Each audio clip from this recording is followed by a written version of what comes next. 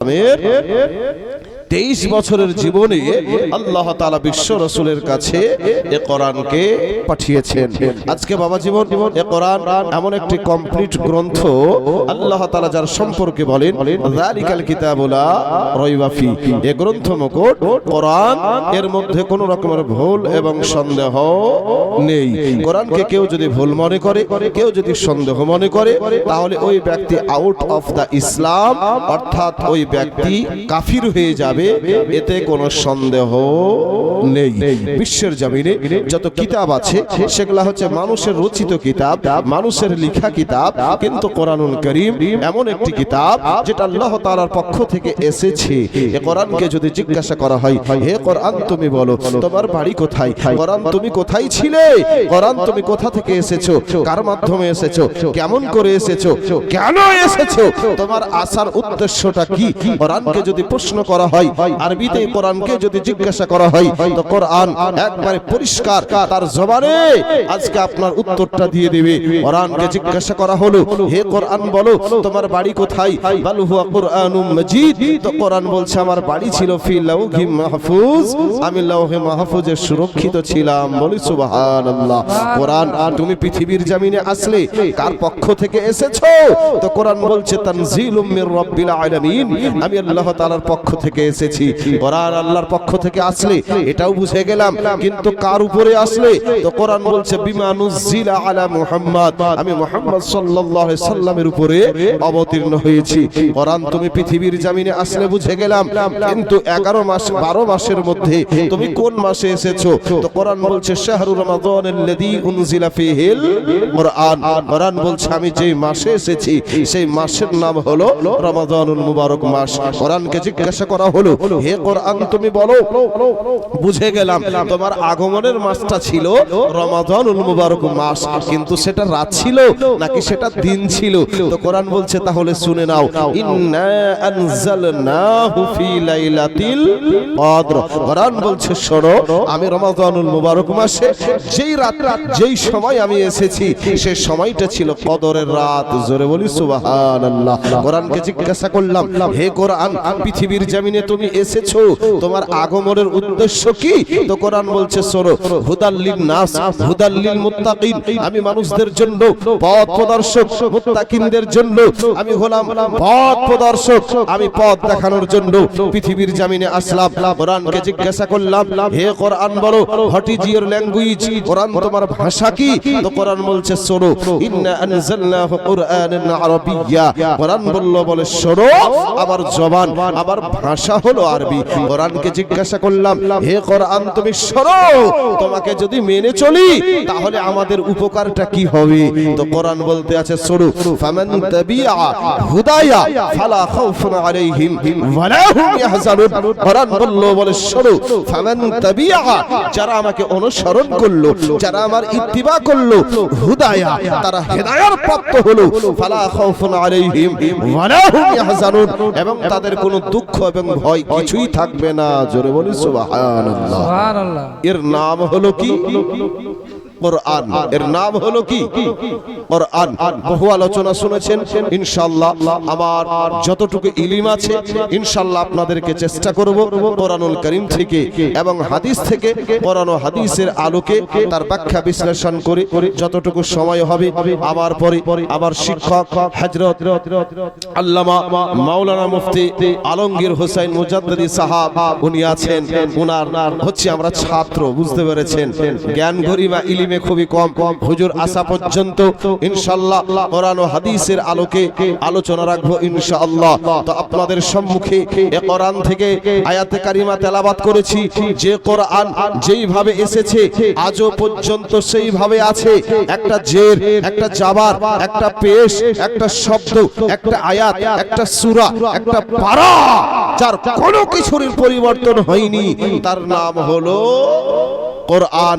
এই কোরআন আজও পর্যন্ত পৃথিবীর জমিনে বড় বড় বিজ্ঞানী এসেছে, গবেষক এসেছে, কিন্তু এমন কোন মা এমন সন্তানের জন্ম দিতে পারেনি যে সেই সন্তান পৃথিবীর জমিনে দাঁড়িয়ে বলবে যে কোরআনুল কারীমের মধ্যে ভুল আছে।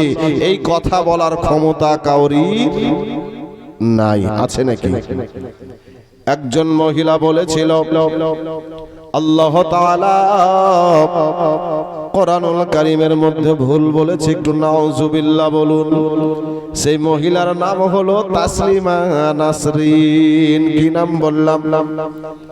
এই নাপাক মহিলা বলল, বাংলাদেশে ময়মনসিংহে যার জন্ম, এই মহিলা বলল আল্লাহ তাআলা কোরআনুল কারীমের মধ্যে ভুল বলেছে। ওকে জিজ্ঞাসা করা হলো, হে তাসলিমা, তুমি হলে একজন চিকিৎসক, তুমি হলে একজন ডাক্তার, তুমি বলো কেমন করে কোরআনের মধ্যে তুমি ভুল পেয়ে গেলে? কোরআন আজকে তাসলিমা নাসরিন বলল, আমি কোরআনকে পড়তে আরম্ভ করলাম, কোরআনকে নিয়ে গবেষণা করতে আরম্ভ করলাম।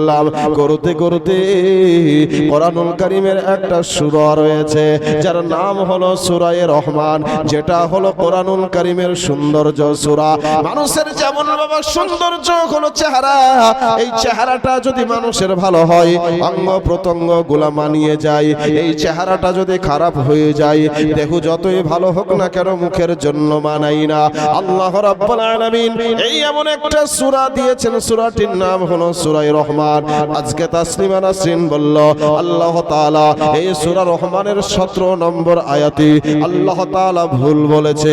ওকে জিজ্ঞাসা করা হলো, আল্লাহ তাআলা কি ভুল বলেছে? তাসলিমা নাসরিন বলল, আল্লাহ তাআলা বলেছেন রব্বুল মাশরিকাইনি ওয়া রব্বুল মাগরিবাইন। তাসলিমা নাসরিন বলে শোনো, আল্লাহ রাব্বুল আলামিন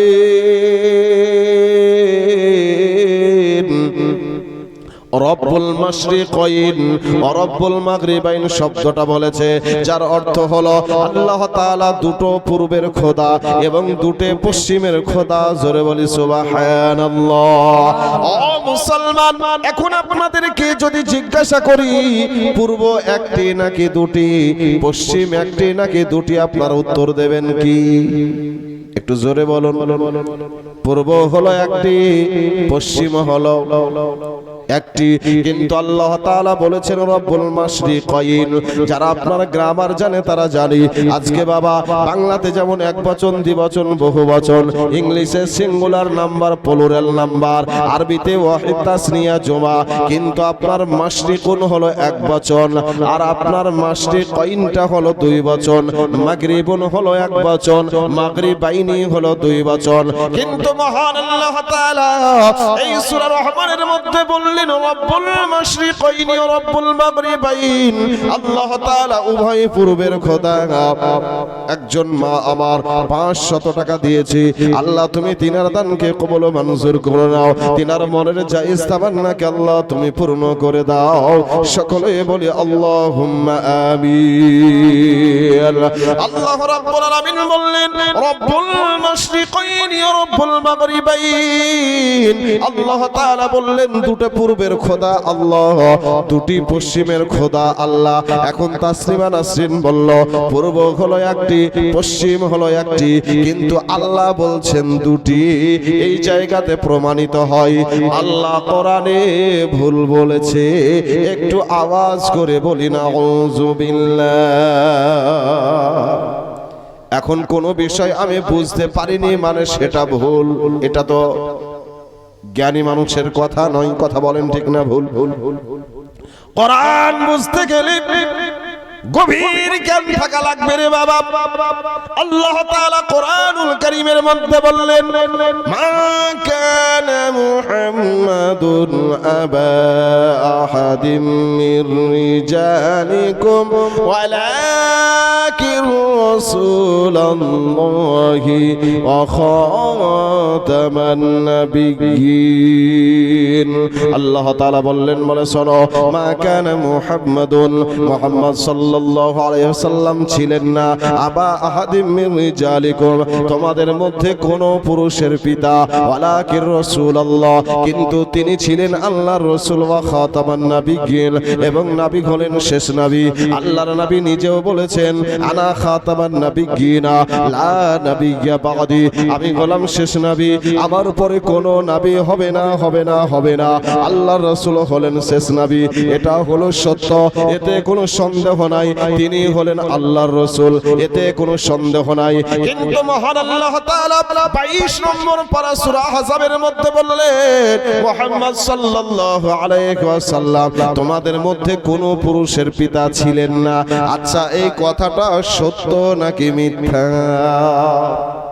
কোনটা? আল্লাহ তাআলা বলছেন যে নবী মুহাম্মদ সাল্লাল্লাহু আলাইহি ওয়াসাল্লাম তোমাদের মধ্যে কোনো পুরুষের পিতা ছিলেন না। আপনারা জীবনী শুনে সব পুরাতন করে দিয়েছেন যে নবীজির কন্যা সন্তান 4টি আর পুত্র সন্তান হলো কয়টি? 3টি। টোটাল কয়টি সন্তান রাসূলের পাকে? 7টি। কিন্তু আল্লাহ তাআলা বলছেন মুহাম্মদ সাল্লাল্লাহু আলাইহি ওয়াসাল্লাম তোমাদের মধ্যে কোনো পুরুষের পিতা ছিলেন না। তাহলে নবীজির সন্তান ছিল, আর আল্লাহ বলছেন যে নবী পাক তোমাদের মধ্যে কোনো পুরুষের পিতা ছিলেন না। এখন এই দুটাকে যদি কম্পেয়ার করেন, তারপরে যদি বলেন যে না কোরআন ঠিক আছে, তাহলে হাদিস ভুল। হাদিসকে যদি বলেন যে না ভুল, তাহলে কোরআন সঠিক। কোরআন যদি সঠিক হয় তাহলে কি হাদিস ভুল? এই গভীর জ্ঞানের বাবা আলোচনা। তাহলে এই বিষয়গুলোকে যদি বুঝতে হয়, এর জন্য কি লাগবে? গভীর জ্ঞান লাগবে। সাগরে যেমন কোনো মানুষ তলিয়ে গেলে আপনি আমি খুঁজে পাই না, সেখানে ডুবুরি লাগে, তবেই সেই লাশটাকে খুঁজে বের করা সম্ভবপর হয়। আপনি আমি পারবো না, হাঁটু পর্যন্ত পানিতে নেমে বলবো যে সম্ভাবনাই হয়তো লাশের সঙ্গে আমিও চলে যাব, যাওয়া সম্ভব না, এখান থেকে আমার সমাপ্তি, উঠে আমরা চলে আসি। কিন্তু যারা ডুবুরি হয় ওরা আপনার লাশকে না নিয়ে কিন্তু উঠবে না। কেন? যে তাদের মধ্যে সেই গভীরে যাওয়ার জ্ঞান বা বৈশিষ্ট্য প্রশিক্ষণ তার মধ্যে আছে, তাই গভীরে যাওয়া তার পক্ষে সম্ভবপর হয়ে যায়। চলুন বাবা, আল্লাহ তাআলা এই জায়গাতে বললেন মুহাম্মদ সাল্লাল্লাহু আলাইহি ওয়াসাল্লাম তোমাদের মধ্যে কোনো পুরুষের পিতা ছিলেন না। অর্থ হলো কি, আল্লাহর রাসূলের 3টা পুত্র সন্তান, ইনারা যখন ইন্তিকাল করেন, ইনারা বাচ্চা অবস্থায়, নাবালক অবস্থায় ইন্তিকাল করেন, ইনারা পুরুষ অবস্থায় উপনীত হন নাই, অর্থাৎ সাবালক হন নাই। এর জন্য মহান আল্লাহ তাআলা বলেন বিশ্ব নবীজি তোমাদের মধ্যে কোনো পুরুষের পিতা ছিলেন না। পুরুষ কাকে বলা হয়? যারা সাবালক তাদেরকে, যারা নাবালক তাদেরকে পুরুষ বলা হয় নাকি? ভারতের সংবিধান অনুসারে একটা ছেলে বা মেয়ের বয়স যখন 18 বছর হয় তখন ভোটার কার্ড হয়। কিসের কার্ড হয়? ভোটার কার্ড হয়। এই ভোটার কার্ড যতদিন না হয়েছে আপনার চিলড্রেন বা বেবি, সে শিশুর মধ্যেই গণ্য থাকে। কিন্তু ভোটার কার্ড যখন হয়ে যায় তখন ওর ভোটার কার্ডে ছেলে হলে লেখা থাকে মেল, আর যদি আপনার মেয়ে হয় তাহলে লেখা থাকে কি? ফিমেল, মানে মহিলা। লেখা থাকে কি থাকে না বাবা? একটু জোরে বলুন না। লেখা থাকে। আল্লাহ তাআলা এটা পরিষ্কার জানিয়ে দিয়েছেন বিশ্ব নবী জনাবে মুহাম্মদুর রাসূলুল্লাহ সাল্লাল্লাহু তাআলা আলাইহি ওয়াসাল্লাম তিনার যে 3টা সন্তান ছিল, পুত্র সন্তান, তিনারা সাবালক হওয়ার পূর্বেই ইন্তিকাল করেছেন। তাই আল্লাহ তাআলা জানিয়ে দিয়েছেন মুহাম্মদ সাল্লাল্লাহু আলাইহি ওয়াসাল্লাম তোমাদের মধ্যে কোনো পুরুষের পিতা ছিলেন না। এই কথা হলো সত্য, এতে কোনো সন্দেহ নেই। আছে নাকি? কোন সন্দেহ নেই। আল্লাহ তাআলা বলছেন আমি হলাম 2টো পূর্বের খোদা আর আমি হলাম 2টা পশ্চিমের খোদা। এখানে ঝামেলা আছে না নাই? আছে। কিন্তু বাবা ঝামেলা কিছু নাই, যারা বুঝবে না তাদের জন্য ঝামেলা।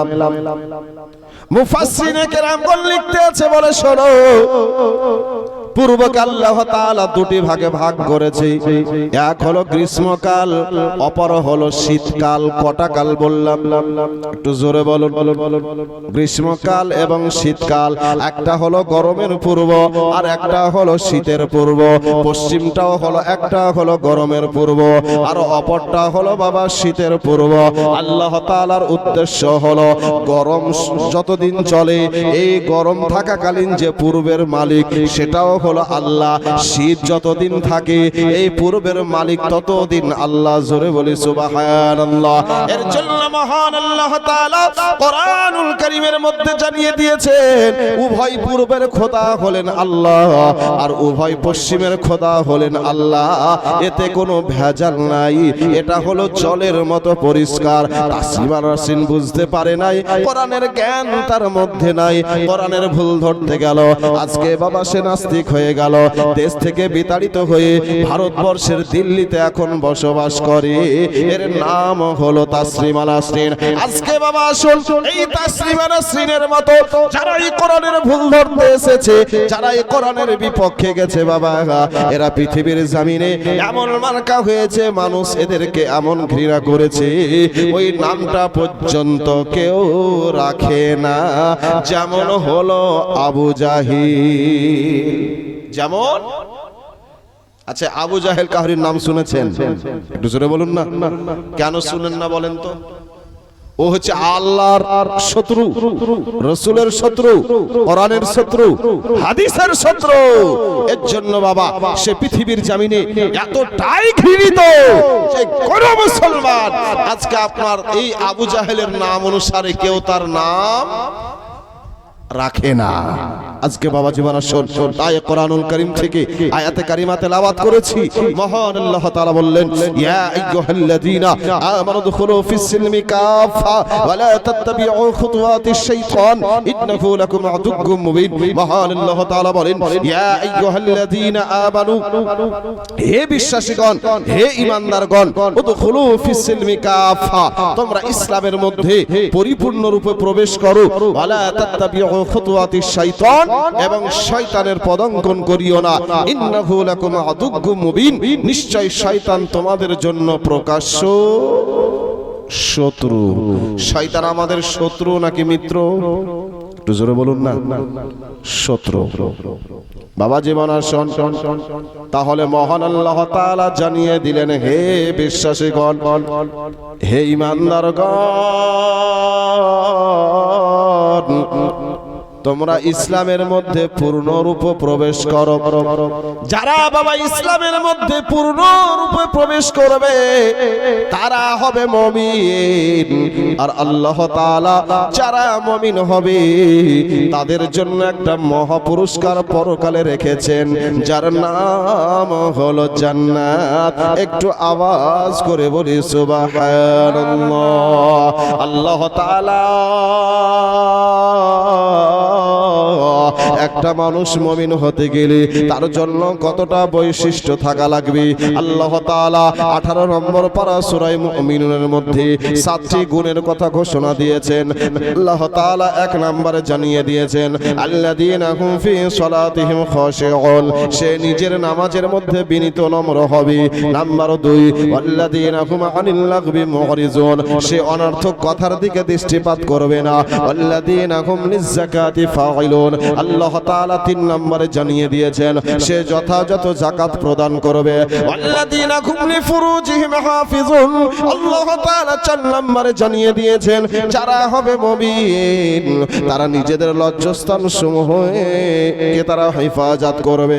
5 নম্বরে এবং 6 নম্বরে আল্লাহ তাআলা বললেন, ওয়াল্লাযীনা হুম লিআমানাতিহিম ওয়া আহদিহিম রাউন, তারা আমানত রক্ষাকারী হবে এবং প্রতিশ্রুতি রক্ষাকারী হবে।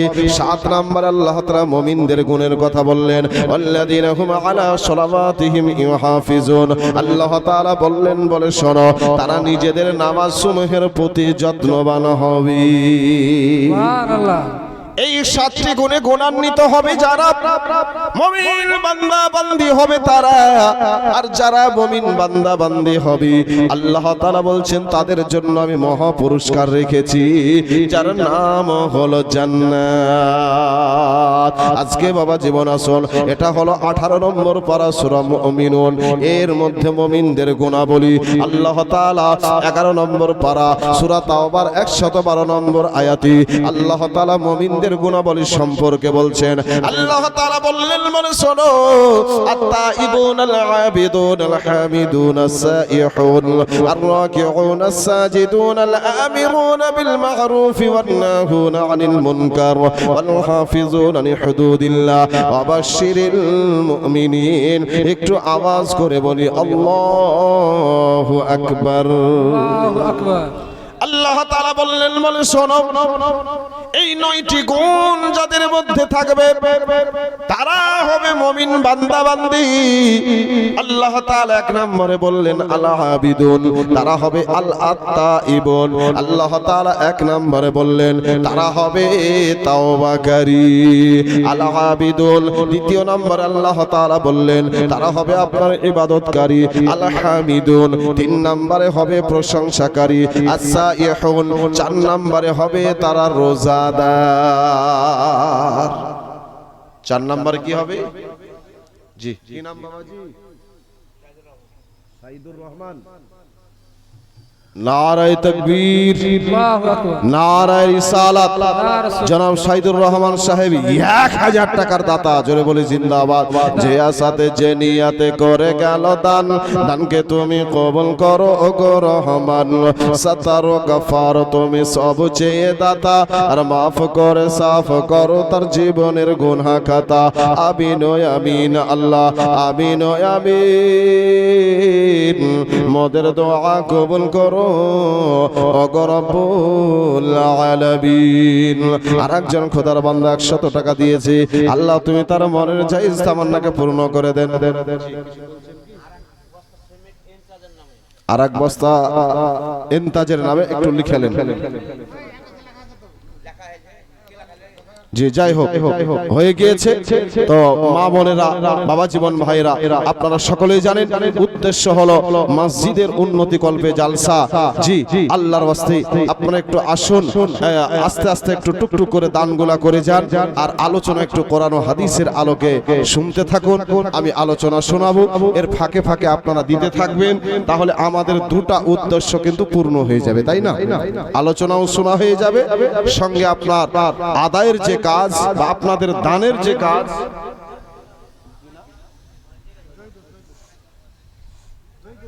জয়দুল। নারায়ে তাকবীর, নারায়ে রিসালাত। জনাব জয়দুল শেখ 1500 টাকার দাতা, জোরে বলে জিন্দাবাদ। যে আসাতে যে নিয়াতে করে গেল দান, দানকে তুমি কবুল করো ওগো রহমান। সাতার ও গফার তুমি সব চেয়ে দাতা, আর মাফ করে সাফ করো তার জীবনের গুনাহ খাতা। আমিন ও আমিন আল্লাহ, আমিন ও আমিন। আর মোদের দোয়া কবুল করো ওগো রব্বুল আলামিন। মাছ খাবেন, মাংস খাবেন, শেষ হয়ে যাবে, আল্লাহর রাস্তায় দান করিলে আখিরাতে পাবে। নয়ন শেখ 500 টাকার দাতা, জোরে বলি জিন্দাবাদ। আল্লাহ খোদার বান্দা নয়ন শেখ 500 টাকা দিয়েছে। আল্লাহ তুমি তার দানকে কবুল ও মঞ্জুর করে নাও, তার জীবনের বালা মুসিবতকে দূরীভূত করে দাও। আল্লাহ তার যত আত্মীয় স্বজন ইন্তিকাল করে কবরে চলে গিয়েছে, সকলকে জান্নাতুল ফেরদাউস নসিব করে দাও। আব্বাজি এবং ভাইরা ও মা বোনেরা, আজকে যারা আপনারা দেওয়ার ইচ্ছা করেছেন, একটু চটচট করে আসুন, আল্লাহর রাস্তায় ওই মসজিদে দিয়ে চলে যান। আল্লাহর নবীর সাহাবী হযরত ওসমান গনি রাদিয়াল্লাহু তাআলা আনহু, উনি আপনারা হাদিসটা বর্ণনা করছেন। উসমান ইবনে আফফান قال, কি নাম? মুসিবত, মুসিবর। আচ্ছা, নারায়ে তাকবীর, নারায়ে রিসালাত। মুসিবর শেখ 1000 টাকার দাতা, জোরে বলি মারহাবা। যে আসাতে যে নিয়াতে করে গেল দান, দানকে তুমি কবুল করো ওগো রহমান। আব্বাজি এবং ভাইরা মা বোনেরা, একটু টুকটুক করে আসুন, মসজিদের কাজ হবে। হাদিস শরীফ আপনাদেরকে শোনাই। উসমান ইবনে আফফান قال قال رسول الله صلى الله عليه وسلم من بنى لله مسجدا بنى الله له বাইতান ফিল জান্নাহ। রাওয়াহুল বুখারী ও মুসলিম। হযরত ওসমান গনি রাদিয়াল্লাহু তাআলা আনহু থেকে হাদিসটি বর্ণিত। দয়ার নবী, মায়ার নবী, রাহমাতাল লিল আলামিন নবী বলেন, যারা ইখলাসের সঙ্গে সওয়াবের উদ্দেশ্যে যারা পৃথিবীর জমিনে মসজিদ তৈরি করলো, আল্লাহর নবী বলেন, যারা ভালো নিয়ত নিয়ে মসজিদ তৈরি করলো, আল্লাহর রাসূল বলছেন আল্লাহ তাআলা তাদের জন্য জান্নাতে একটা ঘর তৈরি করে দিবে। আর দয়ালো নবী প্রেমের ছবি আর আসবে না জগতে। কত টাকা আছে জানো না? যাই হোক, একজন কিছু টাকা পাঠিয়েছে, আল্লাহ তুমি তার দানকে কবুল ও মঞ্জুর করো। হ্যাঁ, সুইট। সুইট মানে হলো মিষ্টি, ইংলিশ শব্দ। সুইট মানে হলো মিষ্টি। এ ভাইজান আবার 510 টাকা দিয়েছে। আল্লাহ তুমি তার দানকে কবুল ও মঞ্জুর করে নাও। একটু চটচট করে আসুন, আপনারা যেহেতু দিচ্ছেন। কত আছে? 500। লুঙ্গিটা একটু ছাড়ো না বাপ, একটু লুঙ্গিটাকে ছেড়ে দাও। লুঙ্গি ডবল করে বাঁধতে হয় না। মুসলমানের জন্য হাঁটু ঢাকা হচ্ছে ফরজ। কথা বুঝতে পেরেছেন? সবসময় এটা মনে রাখবেন, ছেলেটাকে শিক্ষা দিবেন। ও বাবা মার যেভাবে এসছে মনে হচ্ছে আমরা কি মারবে মাস্তান সেজে এসেছি। হ্যাঁ, তবে মারতে আসেনি, দান করতে এসেছে আলহামদুলিল্লাহ। হ্যাঁ, যাই হোক 500 টাকা দান করেছে মসজিদের জন্য। আল্লাহ তুমি তার দানকে কবুল মঞ্জুর। মোহাম্মদ আলমগীর হোসেন আজকে আমাদের যিনি প্রধান আলোচক, প্রধান অতিথি, প্রধান বক্তা, তিনি হচ্ছেন হযরত আল্লামা মাওলানা মুফতি আলমগীর হোসেন মুজাদ্দিদি সাহেব। জি, ওনারই মিতা, ওনার নামে নাম আজকে খোদার ঘর মসজিদকে 1000 টাকা দিয়েছে। আল্লাহ তুমি তার দানকে কবুল মঞ্জুর করে নাও। আল্লাহ তার